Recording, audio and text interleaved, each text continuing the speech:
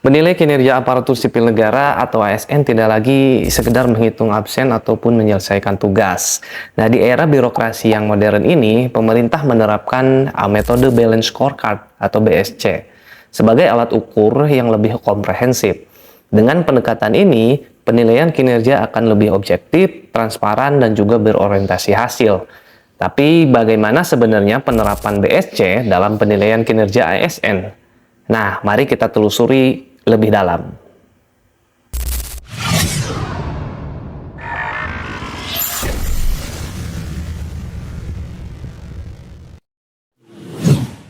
Oke, yang pertama kita ke pengertian apa itu Balance Scorecard. Balance Scorecard itu adalah suatu kerangka manajemen strategis yang pertama kali diperkenalkan oleh Robert S. Kaplan dan juga David P. Norton pada tahun 1992. Konsep ini membantu organisasi menerjemahkan visi dan misi ke dalam tindakan nyata melalui 4 perspektif utama ya. Perspektif yang pertama adalah perspektif keuangan. Jadi bagaimana kinerja organisasi mempengaruhi hasil keuangan. Nah, jika dikaitkan dengan instansi pemerintah itu seperti ini. Instansi pemerintah sebetulnya tidak berorientasi pada profit, seperti perusahaan swasta tentunya. Namun, perspektif keuangan tetap penting untuk memastikan pengguna anggaran yang lebih efisien dan juga transparan. Nah, kita coba ambil contoh untuk BKPSDM saja. Nah, BKPSDM perlu mengelola anggaran secara efisien untuk mendukung program, misalkan pelatihan, pengembangan pegawai, dan juga operasional. Nah, kita contohkan ya.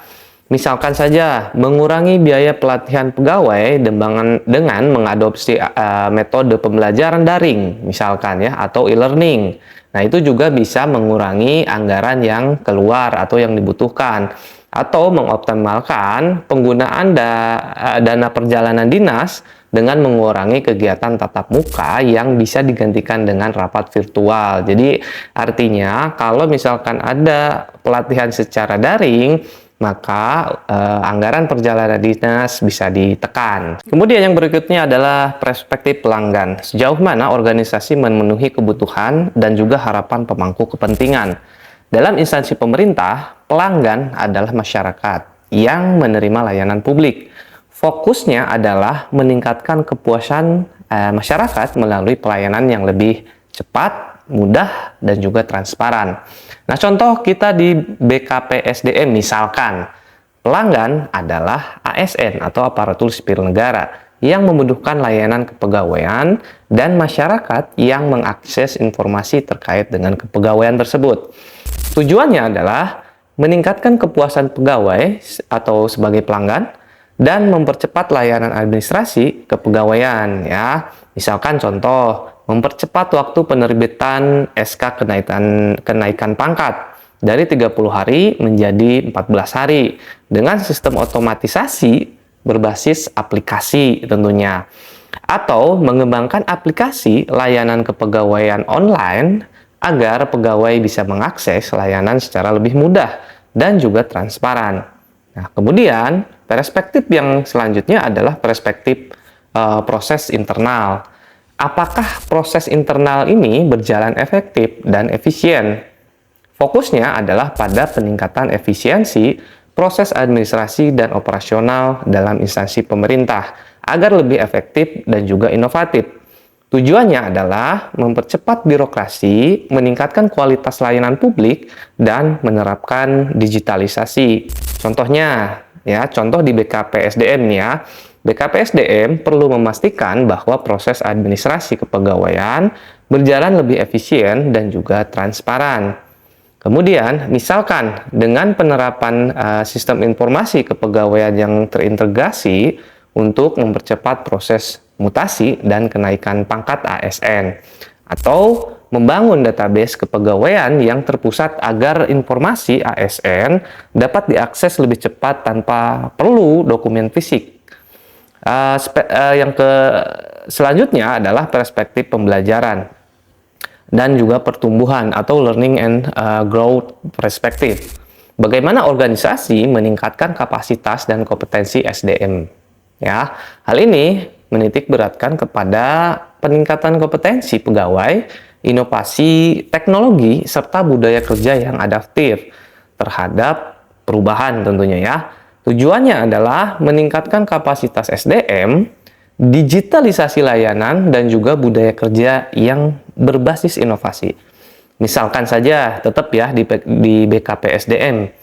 Di BKP SDM tadi harus memastikan pegawainya memiliki kompetensi yang terus berkembang agar dapat memberikan layanan yang lebih baik ya. Misalkan contoh nih, menyelenggarakan pelatihan bagi pegawai, misalnya pelatihan dalam mengoperasikan sistem komputer, manajemen risiko ya, agar mereka juga memahami dan mengelola risiko dalam proses administrasi kepegawaiannya.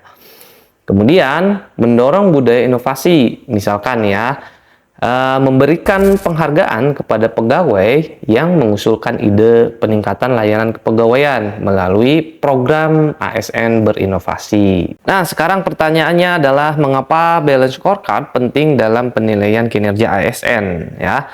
Balance scorecard ini atau BSC sangat penting dalam penilaian kinerja ASN atau aparatur sipil negara.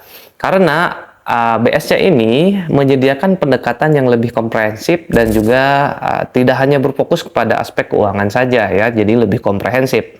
Dengan menggunakan BSC, instansi pemerintah dapat memastikan bahwa kinerja ASN selaras dengan visi, misi, dan juga tujuan organisasinya atau strategi pemerintahnya.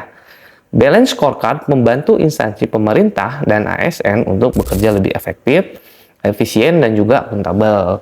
Dengan pendekatan ini, penilaian kinerja ASN tidak hanya berfokus pada aspek administratif ya, tapi juga pada dampaknya terhadap pelayanan publik, efisiensi birokrasi, serta pengembangan kompetensi pegawai yang sebagaimana sudah dijelaskan tadi ya. Nah, sekarang apakah penerapan balance scorecard ini efektif ya? Penelitian terdahulu dari Kaplan dan juga Norton itu menerangkan bahwa organisasi yang menerapkan BSC cenderung mengalami peningkatan kinerja hingga 20%. Ya, lebih baik dibandingkan dengan tidak menggunakan pendekatan ini ya. Di sektor publik nih, BSC memungkinkan penilaian kinerja yang lebih terukur, mendorong inovasi dan juga memperkuat akuntabilitas. Penerapan BSC di lingkungan ASN harusnya bukan hanya sekedar tren, tetapi kebutuhan dalam menciptakan birokrasi yang profesional, akuntabel, dan juga berorientasi hasil tentunya.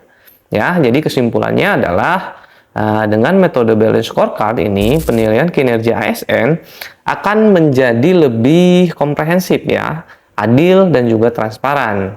Dan melalui pendekatan ini, setiap ASN tidak hanya bekerja untuk memenuhi tugas harian, tetapi juga berkontribusi pada pencapaian tujuan strategis organisasinya ya.